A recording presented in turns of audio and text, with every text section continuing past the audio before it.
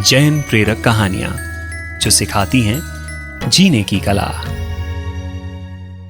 आज की कहानी है पहले जानकर ही ले निर्णय।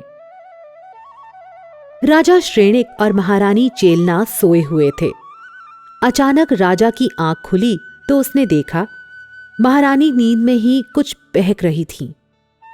अरे, उनका क्या हो रहा होगा? जब मेरी ये हालत है तो उनकी क्या हालत होगी? ये सुनते ही राजा को रानी पर संदेह हो गया कि ये किसी पर पुरुष में आसक्त है। रानी सोई हुई तो मेरे पास है, पर सोच किसी और के बारे में रही है। लगता है ये दुशीला है। ऐसी स्त्री के साथ जीने की बजाय तो मर जाना ही कहीं ज्यादा अच्छा है। धिक्कार है मुझे जो मैं इसका पति हूं। ऐसी स्त्री को जीने का कोई अधिकार नहीं है। इसको तो एक ही दंड मिलना चाहिए और वो है मृत्युदंड। राजा रात भर इन्हीं विचारों में बहता रहा। सोचते सोचते वो इतना बेचैन हो उठा कि सुबह जल्दी ही राजमहल से बाहर चला गया। जाने से पहले राजा ने अपने पुत्र मंत्री अभय कुमार को ये आदेश दे डाला कि रानी का राजमहल तुरंत जला दिया जाए। ये सुनकर एक बार तो पुत्र भी सकपका गया। उसने कहा, जो आदेश। पर उसे लगा कि पिताजी अभी गुस्से में हैं। जरूर कुछ अशुभ घटित हुआ है। उधर राजा सीधा अपने गुरु प्रभु महावीर के पास पहुंचा और रात में घटी घटना सुनाते हुए कहा कि मुझे मेरी रानी पर धिक्कार है। प्रभु ने अंतर्ज्ञान से जानकर कहा, वत्स, तुम्हारा कथन मिथ्या है। महारानी चेलना 100% शीलवती नारी है। क्या? तो रात में बोले गए उसके शब्द? राजा ने प्रभु से पूछा।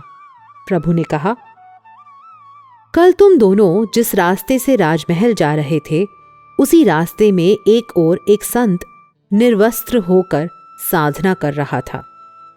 तुम्हें पता न चला, पर रानी ने संत को देख लिया और संत के साधनामयी तेज को देखकर उन्हें मन ही मन प्रणाम किया। रात को सोते समय रानी का एक हाथ बिस्तर से बाहर रहने के कारण सर्दी से ठिठुर गया।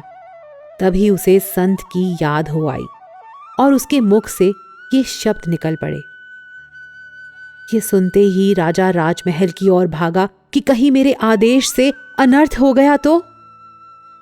राजा रानी को राजमहल में सकुशल देखने के बाद ही चैन की सांस ले सका।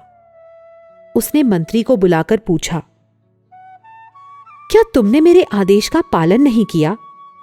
मंत्री ने कहा, आप आक्रोश में थे, इसलिए मुझे लगा कि आपका आदेश भावावेश का परिणाम है। सो मैंने आग तो लगाई, पर राजमहल से लंबी दूरी पर। मंत्री के चातुर्य को देखकर राजा ने संतोष की सांस ली।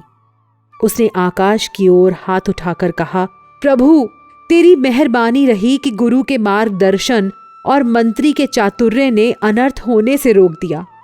अन्यथा मेरा संशय न जाने कितना भयंकर अनर्थ करवा डालता। निश्चय ही पूर्वापर का पता लगाए बिना किसी तरह का निर्णय लेना आत्मघातक ही होता है। परमात्मा की आज्ञा के विरुद्ध कुछ भी कहा हो तो मिच्छामि दुक्कडम। जैनम जयतु शासनम। और जैन प्रेरक कहानियां सुनने के लिए जुड़े रहिए पार्श्वनाथ मीडिया के साथ।